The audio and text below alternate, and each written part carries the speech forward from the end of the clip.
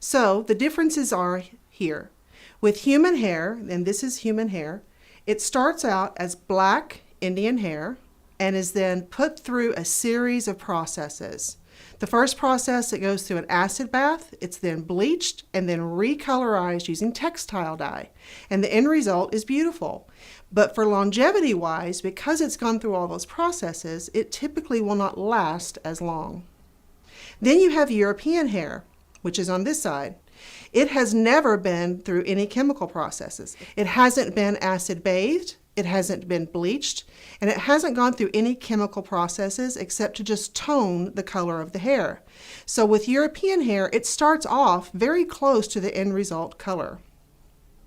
One way to really tell the difference between the quality of hair, if you can get your hands on it, is to do what we call a strand test. So on this human hair, we're going to take a section of hair, and if you were to be able to run your hands down here, it feels wonderful. The real secret is to do this strand test backwards. Hold the strand like this, and then run your fingers backwards. And notice how when I do that, the hair will start to bunch. And as I'm doing it, I can really feel the roughness of the hair. Now let's do that with the European hair. I'm going to take a section, and of course it feels wonderful this direction. And now I'm going to do it backwards. And the hair is coming up just a little, but not near as much, and it still feels very silky, even coming this direction. So that's a really easy way to do a quick strand test and determine what type of quality hair you're working with. Human hair will begin to tangle within just a few weeks if it's not cared for perfectly.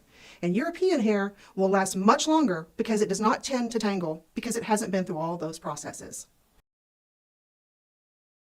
And finally, the best aspect of European hair is the movement comparison. So I'm going to take both heads of hair and hold them up, and we're going to compare how they move. So we're going to take this human hair and this European hair, and I'm going to move them the same way.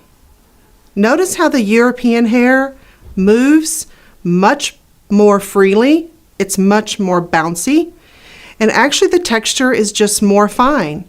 This European hair behaves much better and is highly recommended for clients with very fine European hair of their own.